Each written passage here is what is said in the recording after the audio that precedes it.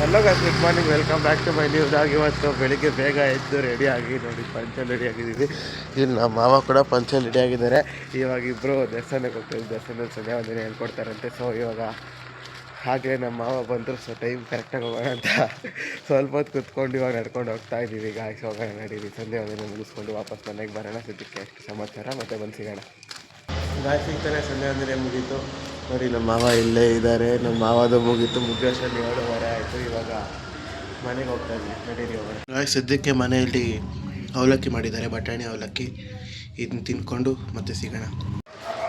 ತಿಂದಿದ್ದಾಯಿತು. ಇವಾಗ ಸ್ವಲ್ಪ ಹೊತ್ತು ಕೂತ್ಕೊಂಡು ರೆಸ್ಟ್ ಮಾಡೋಣ. ಕರೆಂಟ್ ಇಲ್ಲ, ಸೊ ಇದು ನೋಡೋಕ್ಕಂತೂ ಆಗಲ್ಲ. ಸೊ ಸ್ವಲ್ಪ ಹೊತ್ತು ಬೆಳಿಗ್ಗೆ ಬೇಗ ಇದ್ದಿರೋಗೋಸ್ಕರ ಸ್ವಲ್ಪ ನಿದ್ದೆ ಬರ್ತಾ ಇಲ್ಲ.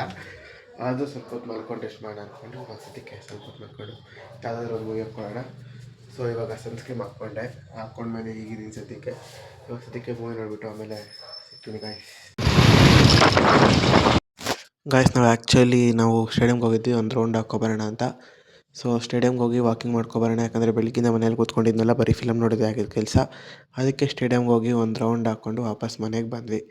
ಮನೆಗೆ ಬಂದಮೇಲೆ ನಮ್ಮ ಮಾವ ಮನೆಗೆ ಹೋದ್ವಿ ಗಾಯ್ಸ್. ಇಲ್ಲಿ ನೋಡಿ, ನಮ್ಮ ಮಾವ ಮ್ಯಾಕ್ರೋನಿ ಮಾಡಿದ್ರು, ಬಂದು ತಿಂತಾ ಇದ್ದೀನಿ. ಇಲ್ಲಿ ಜರ್ನಿ ಇದ್ದಾನೆ. ಇವಾಗ ತಿನ್ಬಿಟ್ಟು ಹೋಗೋಣ ಗಾಯ್ಸ್. ಸಿಗ್ತಾರೆ. ಮನೆಗೆ ಬಂದೆ ನಮ್ಮ ಮಾವ ಮನೆಯಿಂದ. ಸೊ ಇವಾಗ ಏನಿಲ್ಲ, ತಿಂದಿದ್ದು ಹೊಟ್ಟೆ ತುಂಬಿದೆ. ಇವಾಗ ಮಲ್ಕೊಳ್ಳೋದಷ್ಟೇ ಕೆಲಸ. ನಾಳೆ ಬೆಳಿಗ್ಗೆ ತಿರ್ಗಾ ಬೇಗ ಎದ್ದೇಳಬೇಕಲ್ಲ, ಅದಕ್ಕೆ ಇವಾಗ ಮಲ್ಕೊಬೇಡ. ಸರಿ ಗಾಯ್ಸ್, ಗುಡ್ ನೈಟ್, ಬಾಯ್ ಬಾಯ್.